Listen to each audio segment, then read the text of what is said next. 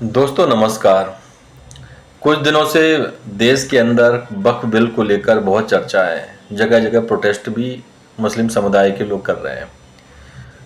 तो मेरी भी उत्सुकता हुई, मैंने भी जो बिल अभी नया आया उसको पढ़कर और जानने की कोशिश करी कि आखिर उसमें है क्या और ये प्रोटेस्ट क्यों हो रहे हैं, और प्रोटेस्ट हो भी रहे हैं तो कौन कर रहा है। तो जब मैंने इस बिल को पढ़ना चालू किया तो उसमें कुछ जानकारियां निकल के आईं, और जानकारियां इस तरीके से थी कि पहले तो वक्फ बिल या वक्फ बोर्ड है क्या।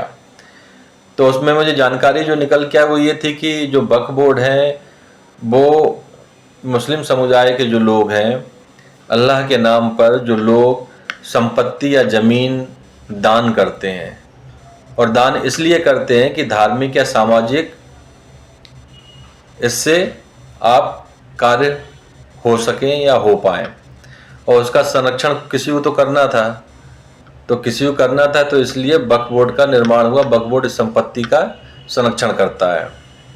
लेकिन इसमें जो जमींदार किस्म के लोग हैं या जो बाहुबली किस्म के जो लोग हैं, उन्होंने अपना आधिपत्य इस पर मुस्लिम समाज के लोगों ने इसके ऊपर जमा लिया।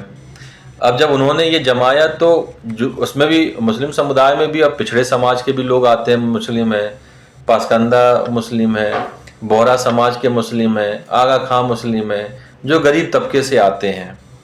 तो उनका उद्धार कैसे हो भाई, उनको लाभ मिल रहा है इस बिल से या नहीं मिल रहा है।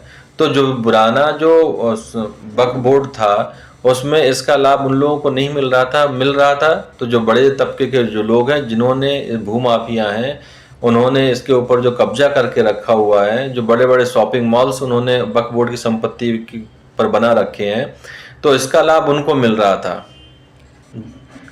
अब सरकार क्या चाहती थी? सरकार ये चाहती थी कि भाई जो संपत्ति है, संपत्ति पर मुस्लिम समाज के हर वर्ग का, चाहे वो गरीब हो चाहे अमीर हो, सबका उस पर हक है, और ये उनके उत्थान के लिए कार्य हो सके। क्योंकि उसमें ना महिलाओं का प्रतिनिधित्व है पुराने वाले वक्त में, ना गरीब जो तबके से आने वाले जो मुस्लिम हैं उनका भी उसमें कोई प्रतिनिधित्व नहीं है।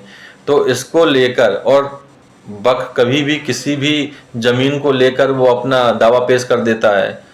तो इसको लेकर सरकार ने वक्फ संशोधन बिल 2025 नया लेकर आए, और उस बिल में उन्होंने सबसे पहले जो गरीब तबके से आने वाले जो मुस्लिम हैं, और जिसको उम्मीद नाम दिया सरकार ने, उसमें आगा खां हो, पासकांदा हो, बोहरा समाज के हो या अन्य जो पिछड़ा समाज से आने वाले जो मुस्लिम हो, इस बोर्ड में उनका प्रतिनिधित्व रखा। दूसरा सरकार ने किया कि जो गरीब जो जो हमारे मुस्लिम वर्ग में आने वाली जो हमारी जो महिलाएं हैं मुस्लिम समाज की, तो उनको कैसे न्याय मिलेगा। तो उनको न्याय देने के लिए सरकार ने इस वक्फ संशोधन विधेयक जो बिल है, इसके अंदर मुस्लिम महिलाओं के लिए भी प्रतिनिधित्व देने का काम करने का रखा इसमें, कि जब महिलाएं इसके अंदर होंगी तो उस समाज की महिलाओं के उत्थान के लिए कार्य होगा।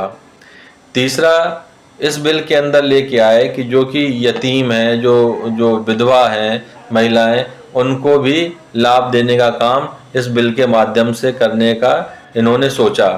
साथ ही साथ पहले मुतब्बिल हुआ करते थे इसमें, अब मुतब्बिल की जगह अब कलेक्टर, क्योंकि राजस्व सरकार में राजस्व विभाग जो होता है, राजस्व का जो कार्य होता है वो कलेक्टर देखता है, इसलिए इस संशोधन विधेयक में कलेक्टर को भी रखा गया, जिससे कि जो वक्फ की जो संपत्ति है वो उनका जो उपयोग है वो शिक्षा, और आपके मेडिकल या अन्य वेलफेयर की स्कीमों में वक्फ बोर्ड उसका उपयोग कर सके।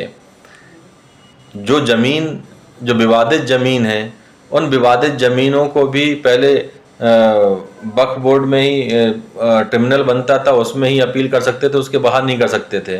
तो अब सरकार ने उसमें संशोधन में लेके आए कि अब आप लोअर कोर्ट और उसके आगे भी आप अपनी कोर्ट में जा सकते हैं और उसके लिए आप लड़ सकते हैं। और जिस भी संपत्ति पर वक्फ ने अपना दावा पेश किया तो उसके कागज दिखाने पड़ेंगे और अपलोड करना पड़ेगा वेबसाइट के ऊपर कि ये जो ज़मीन है, इस ज़मीन का ये मेरे पास कागज है, इस व्यक्ति ने हमको दान दी हुई है। तो ये जो नया संशोधन विधेयक है, ये इसके क्लॉज थे जो कि उसमें डाला गया है। और अभी ये संशोधन जो विधेयक है, जो बिल है, ये राष्ट्रपति के पास है। राष्ट्रपति इस पर जैसे ही साइन करते हैं वैसे ही पूरे देश के अंदर ये वक्फ बोर्ड का जो संशोधन विधेयक जो है, बिल जो है 2025, ये पारित हो जाएगा और इसके हिसाब से फिर वक्फ बोर्ड आगे कार्य करेगा।